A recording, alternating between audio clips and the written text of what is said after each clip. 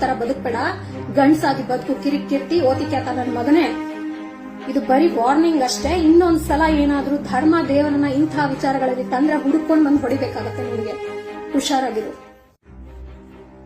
Kirik Keerthi, ದುಡ್ಡಿಗೋಸ್ಕರ channel ಇಂದ ಚಾನಲ್ಗೆ ಕೋತಿ ತರ ಜಂಪ್ ಆಗುವಂತ ಓತಿಕ್ಯಾತ.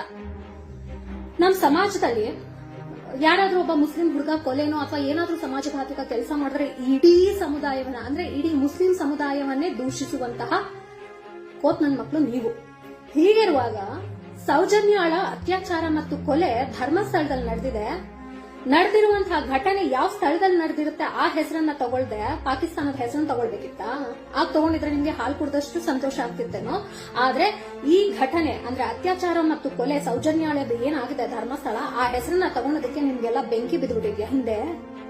ಅದಕ್ಕೆ ಆ ರೀತಿ ಮಾತಾಡ್ತಿದ್ಯಾ. ನನ್ನ ಧರ್ಮಸ್ಥಳದ ಬಗ್ಗೆ ಮಾತಾಡಬೇಡ. ಏನ್ ಮಾತಾಡಿದ ನನ್ನ ಧರ್ಮಸ್ಥಳದ ಬಗ್ಗೆ?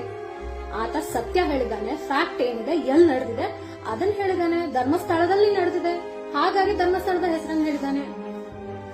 ನಿನಗೆ ಒಬ್ಬ ಹೆಣ್ಣು ಮಗಳ ಪರವಾಗಿ, ಹೆಣ್ಣು ಮಗಳಿಗೆ ದೌರ್ಜನ್ಯ ಆಗಿದೆ, ಅನ್ಯಾಯ ಆಗಿದೆ, ಆಕೆ ಸಾವಿಗೆ ಇದುವರೆಗೂ ಕೂಡ ನ್ಯಾಯ ಸಿಕ್ಕಿಲ್ಲ ಅಂದಾಗ ಅದರ ಪರವಾಗಿ ಹೋರಾಟ ಮಾಡುವಂತ ಗಂಡಸ್ತನ ನಿಂಗಿದ್ರೆ ನೀ ಹೋರಾಟ ಮಾಡು. ಇಲ್ಲ ಹೋರಾಟ ಮಾಡೋರಿಗೆ ಬೆಂಬಲ ಆದ್ರೂ ಕೊಡು. ಅದನ್ನ ಬಿಟ್ಟು ಈ ವಿಚಾರದಲ್ಲಿ ಧರ್ಮ ದೇವರನ್ನ ಮುಂದಕ್ಕೆ ತಂದ್ರೆ ನಾವ್ ಹೆಣ್ಮಕ್ಳು ಸೇರ್ಕೊಂಡು ನಿನಗೆ ಪೊರಕೆ ಸೇವೆ ಮಾಡ್ಬೇಕಾಗತ್ತೆ. ಕಿರಿಕೀರ್ತಿ ಕೇಳಿಸ್ತಾ ಇದ್ಯಾ?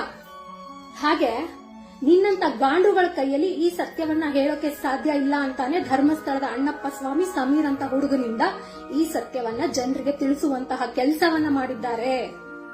ಅರ್ಥ ಆಯ್ತಾ? ಗಾಂಡು ತರ ಬದುಕ್ಬೇಡ, ಗಂಡ್ಸಾಗಿ ಬದುಕು, ಕಿರಿಕೀರ್ತಿ, ಓತಿಕ್ಯಾತ ನನ್ನ ಮಗನೇ. ಇದು ಬರೀ ವಾರ್ನಿಂಗ್ ಅಷ್ಟೇ. ಇನ್ನೊಂದ್ಸಲ ಏನಾದ್ರೂ ಧರ್ಮ ದೇವರನ್ನ ಇಂತಹ ವಿಚಾರಗಳಲ್ಲಿ ತಂದ್ರೆ ಹುಡುಕೊಂಡು ಬಂದು ಹೊಡಿಬೇಕಾಗತ್ತೆ ನಿಮಗೆ. ಹುಷಾರಾಗಿರು.